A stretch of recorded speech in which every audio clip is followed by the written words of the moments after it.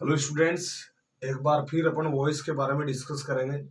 इससे पहले अपन ने वो डिस्कस किया था 2 वीडियोस के अंदर। आज फिर वही टॉपिक चल रहा है वॉइस में। आज अपन बात करने वाले हैं वॉइस के अंदर अनइम्पोर्टेंट सब्जेक्ट। अनइम्पोर्टेंट सब्जेक्ट यानी ऐसे कर्ता जिनका कोई महत्व नहीं रहता, यानी अमहत्वपूर्ण कर्ता होते हैं। अमहत्वपूर्ण कर्ता। अब कोई पूछ ले स्टूडेंट्स आपको कि भाई अमहत्वपूर्ण कर्ता या अनइम्पोर्टेंट सब्जेक्ट कौन कौन से होते हैं भैया बताइए, तो आप बता सकते हो कि someone, somebody, everyone, everybody, no one, nobody, people, all of them, they, teacher, doctor, police, farmer और डैश डैश ईटीसी। अब इसके अंदर फार्मर के बाद आप कह सकते हो कि वन भी है कि क्या है, अनइम्पोर्टेंट है, या चिल्ड्रेन, ये भी एक क्या है, अनइम्पोर्टेंट सब्जेक्ट है। इनको जब अपन बदलेंगे किसमें, पैसिव वॉइस में, तो अपन को बाई प्लस ऑब्जेक्ट के रूप में इनको नहीं लगाना है, यानी बाई के बाद अपन इनको वापिस नहीं रखेंगे, यानी इनको हटाना पड़ेगा। अपना पैटर्न क्या रहेगा पैसिव वॉइस का, तो सबसे पहले अपन ऑब्जेक्ट लगाते हैं, पैसिव वॉइस में लगा देंगे। उसके बाद साइक्रिया 100% आएगी, और नहीं है तो पता है मैन वर्ब के पास जाकर लेके आते हैं अपन। उसके बाद मैन वर्ब की थर्ड आती है एवी को पीवी में बदलते समय, और उसके बाद में अदर सेंटेंस आएगा, यानी बाई प्लस ऑब्जेक्ट के रूप में इनका यूज नहीं करेंगे। जैसे एक एग्जांपल मैं आपको बता रहा हूं कि people speak English all over the world. अब इस वाक्य को देखिए स्टूडेंट्स, इस वाक्य में एचवी नहीं दी हुई। ये क्या है, पीपुल स्पीक, लोग बोलते हैं इंग्लिश, अंग्रेजी को। तो लोग किसको बोलते हैं, अंग्रेजी को, और बोलने वाले कौन है, लोग। यहां पर जो सब्जेक्ट दिया है ये है वो लोग हैं। स्पीक बोलना, ये आपकी मैन वर्ब है, और मैन वर्ब की स्पीक है वो फर्स्ट फॉर्म है। और बोलते क्या है, अंग्रेजी बोलते हैं, ये आपका क्या है, ऑब्जेक्ट है। ऑल ओवर द वर्ल्ड, पूरे के पूरे संसार में, ये आपका अदर सेंटेंस लिखा है, अदर सेंटेंस कह सकते हो आप इसको। अब ये वाक्य है वो एक्टिव वॉइस का, और मैं इसको चेंज कर रहा हूं पैसिव वॉइस में। अब सबसे पहले देखिए यहाँ पर ये जो पीपुल जो लिखा है, ये कौन सा जो सब्जेक्ट है, ये रहा देखिए पीपुल।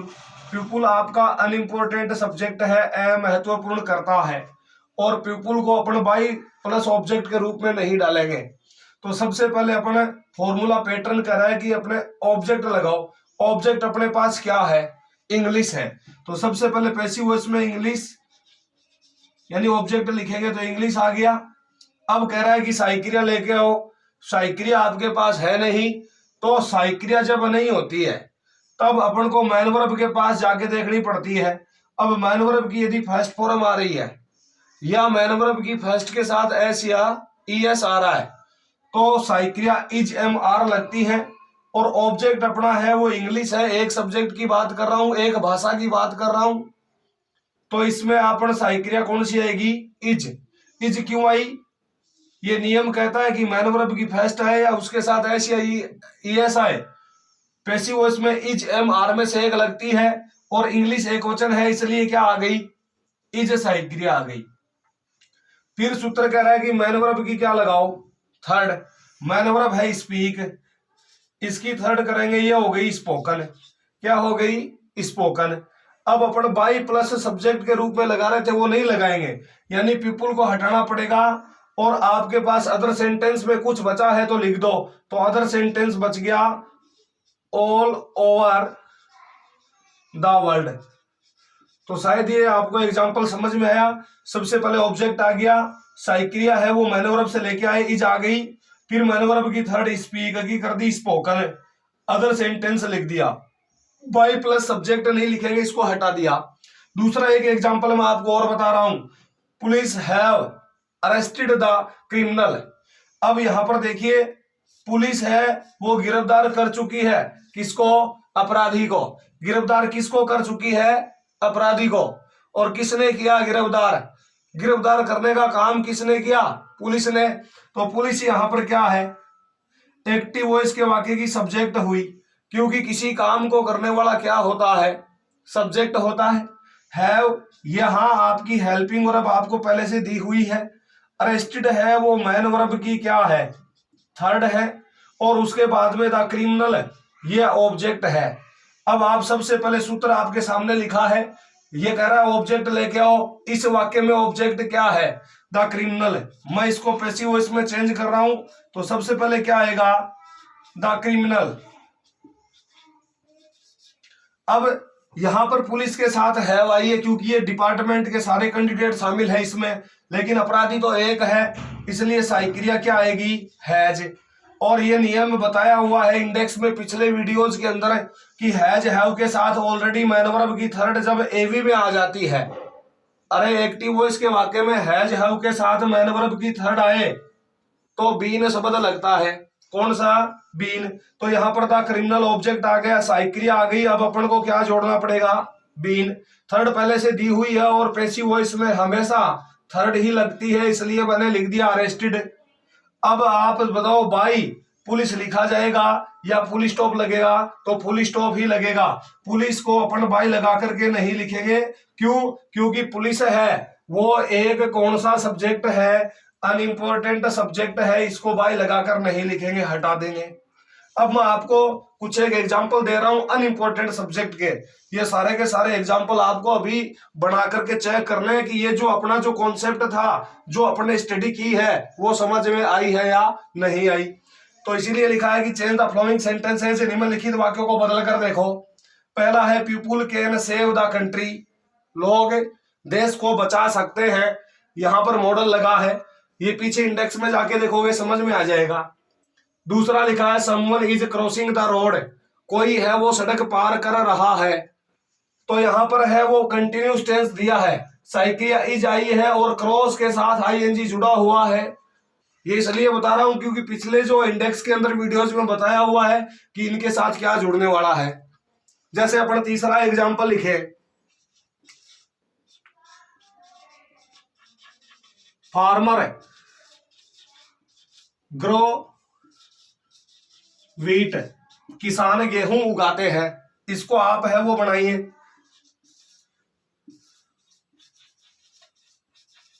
समवन इन्फॉर्मेड मी, यानी किसी ने मेरे को सूचना दी। समवन इन्फॉर्मेड मी, यहां पर इन्फॉर्मेड मैन वर्ब की सेकंड है। पांचवा एग्जांपल तुम लिख सकते हो, इनमें से कोई भी ले ले, जैसे बहुत से दे रखे हैं, समवन, समबॉडी, एवरीवन, एवरीबॉडी।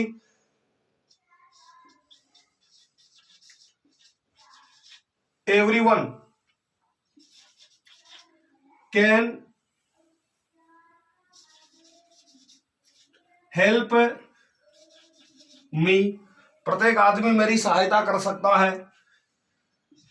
जैसे 6 नंबर एग्जांपल लें अपन,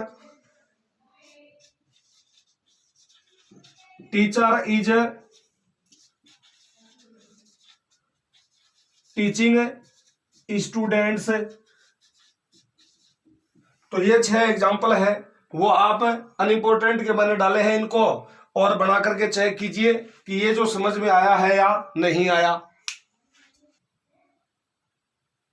अब देखिए अनइम्पोर्टेंट के बाद में अपन आगे पढ़ते हैं टू प्लस वर्ब की फर्स्ट फॉर्म वाले, यानी एक्टिव वॉइस के वाक्य के अंदर टू आता है। एग्जाम्पल में टू आएगा और टू के बाद वर्ब की फर्स्ट ही आएगी, यानी ऐसे वाक्यों को इनफिनिटिव बोलते हैं। क्या बोलते हैं, इनफिनिटिव। और टू के साथ जब वर्ब की फर्स्ट आती है तो वो इनफिनिटिव होता है। और इस प्रकार के वाक्यों को कैसे बनाएंगे, तो आपको यहां से ये देखना पड़ेगा कि यदि एवी के वाक्य में, एक्टिव वॉइस के वाक्य में सहायक क्रिया इज, एम, आर, वॉज, वर, या फिर has, have, had, will have और शैल हैव, इनके बाद टू आए और टू के बाद वर्ब की फर्स्ट आए और वर्ब की फर्स्ट के बाद ऑब्जेक्ट आ जाए, तो पैसिव वॉइस इस प्रकार से है वो बनेगा। पैटर्न बता रहा हूं, एक्टिव वॉइस का वाक्य है उसमें सब्जेक्ट आएगा सबसे पहले, सब्जेक्ट के बाद क्या आएगी, एचवी, एचवी के तुरंत बाद एवी के वाक्य में ही क्या लगा हुआ आएगा, टू, टू के बाद मैन वर्ब आएगी और मैन वर्ब के बाद में ऑब्जेक्ट। अब पैसिव वॉइस में बनाओगे तो पैसिव वॉइस में सबसे पहले क्या लेते हैं, ऑब्जेक्ट लेते हैं, उसके बाद सहायक क्रिया लगानी है, साइक्रिया के तुरंत बाद टू लगाना है और टू के बाद क्या आएगा, बी आएगा। बी के तुरंत बाद मैन वर्ब की थर्ड लिख देना, फिर बाई लगा करके सब्जेक्ट लिखना है। अभी एक एग्जांपल है, Rahul is to write a story. इससे पहले आपको एक बात बताता हूं, शायद आप लोग सोच रहे हो कि सर इंडेक्स में आपने बताया कि इज, एम, आर, वॉज और वर, इन पांचों के साथ वर्ब की फर्स्ट फॉर्म के साथ क्या आता है, आईएनजी। लेकिन यहां पर है वो ये इन्फिनेटिव के तौर पर आएंगी साइक्रिया, इसलिए आईएनजी नहीं आएगा। इनके साथ आपको बीइंग लगाने की आवश्यकता नहीं है। कब, जब इन साइक्रियाओं के तुरंत बाद आपको क्या मिले, टू मिले। साइक्रिया है वो इन पांचों में से कोई भी हो और इनके बाद टू मिल जाए और टू के बाद आपको क्या दे, मैन वर्ब, तो वो सेंटेंस है वो इन्फिनेटिव सेंटेंस हो जाएगा। फिर इसके अलावा 5 साइक्रिया अपन ने और लिख रखी है, हैज है, हैव, हैड, विल हैव और शैल हैव। ये 5 साइक्रियाएं जिनके बारे में मैंने आपको बताया था कि ये जहां भी आए और इनके साथ आपको मैन वर्ब की सीधी थर्ड मिल जाए तो अपन क्या लगा रहे थे, बीन लगा रहे थे। और इनके साथ यदि आईएनजी आ रहा था, वर्ब की फर्स्ट फॉर्म के साथ आईएनजी आ रहा था तो क्या जोड़ रहे थे, बीइंग जोड़ रहे थे। और बीइंग के बाद मैन वर्ब की क्या कर रहे थे, थर्ड। और इनके साथ पहले से एवी में थर्ड आ रही थी तो बीइंग जोड़ रहे थे। लेकिन अब ऐसा आपको नहीं करना है, इनके साथ भी आपको मैन वर्ब की थर्ड नहीं मिलेगी, ये ध्यान देना इधर है। इनके बाद भी मैन वर्ब की फर्स्ट ही आएगी, मैन वर्ब की क्या आएगी, फर्स्ट। और मैन वर्ब से पहले आपको क्या लगा हुआ मिलेगा, एवी के वाक्य में टू, यानी साइक्रिया इनमें से आएगी तो भी इनके साथ टू आएगा और टू आते ही मैन वर्ब की फर्स्ट आएगी, तो वो एग्जाम्पल है वो इन्फिनेटिव हो गया। अब जैसे एक वाक्य लिखा है, Rahul is to write a story. अब सोच रहे हो कि सर साइक्रिया इज आ रखी है, राइट के साथ आईएनजी क्यों नहीं आया। तो यदि आईएनजी लगा देते तो इन्फिनेटिव कहां लगता, टू वाला एग्जाम्पल है वो नहीं रहता। इसलिए है वो साइक्रिया के बाद आपको क्या मिलेगा, टू, और टू के बाद मैन वर्ब की क्या मिलेगी, फर्स्ट। ये लिखा हुआ है ना, टू प्लस वर्ब की फर्स्ट या मैन वर्ब की फर्स्ट। अब ऐसे एग्जाम्पल को आपने देखे एवी के वाक्य से कि Rahul is to write a story. तो सबसे पहले राहुल है वो सब्जेक्ट है, इज है वो अपनी साइक्रिया है, टू एक इन्फिनेटिव यहां लगा हुआ है और राइट है वो मैन वर्ब की फर्स्ट है और ए स्टोरी क्या है, ऑब्जेक्ट। तो अपना ये स्ट्रक्चर था, पैटर्न था, वो पूरा का पूरा इस एग्जाम्पल के ऊपर है वो सेट है। अपन इसको बदलेंगे पैसिव वॉइस में। किसमें बदलेंगे, पैसिव वॉइस में। तो पैसिव वॉइस में सबसे पहले डिमांड कर रहा है फॉर्मूला ऑब्जेक्ट लाओ। ऑब्जेक्ट अपने पास क्या है, ए स्टोरी। क्या है, ए स्टोरी।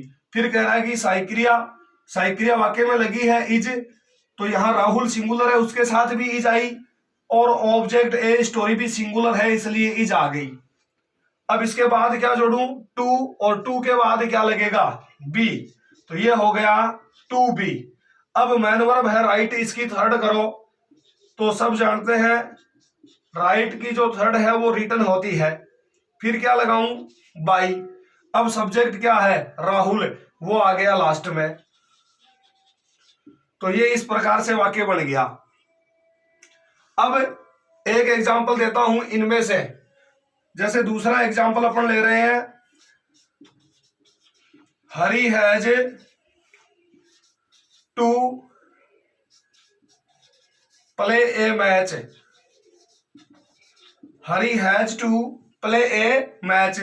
अब हरी सब्जेक्ट है, ये साइक्रिया है, ये इन्फिनेटिव लगा है, ये मैन वर्ब की फर्स्ट है और ए मैच ऑब्जेक्ट है। आप इस वाक्य को एक्टिव वॉइस के जो स्ट्रक्चर पर है और मैच करवाओगे तो ये पूरा का पूरा मिलान कर रहा है। मैं इसको बदलूंगा पैसिव वॉइस में, ध्यान देना इधर है। पैसिव वॉइस में सबसे पहले क्या लगेगा, ऑब्जेक्ट। ऑब्जेक्ट क्या है, ए मैच। इधर ले आओ इसको, ये आ गया ए मैच। अब हरी भी सिंगुलर है और ए मैच भी सिंगुलर, साइक्रिया बदलेगी नहीं, है जी आएगी।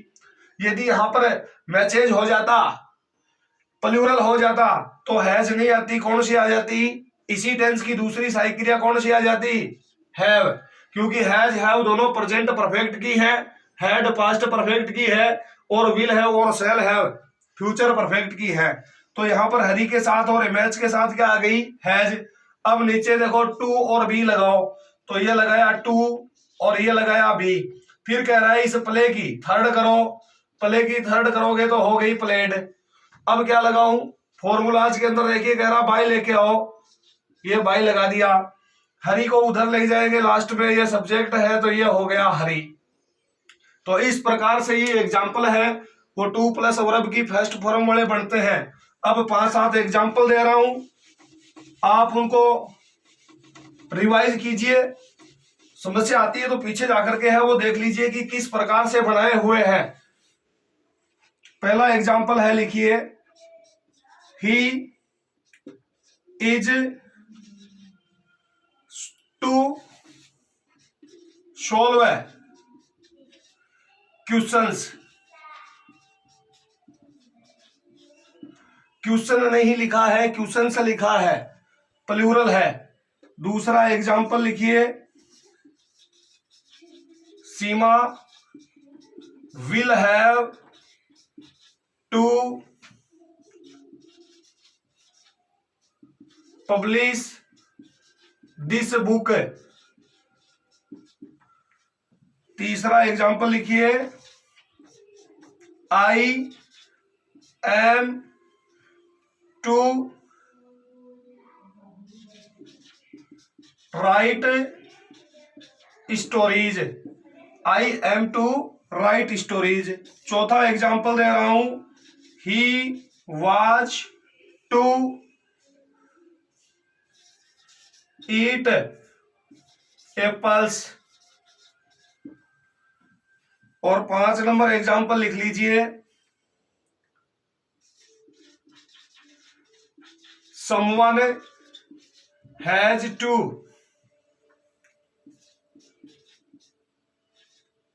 stole my pen। someone has to stole my pen। अब someone का ध्यान देना, और एक एग्जाम्पल और दे रहा हूं, they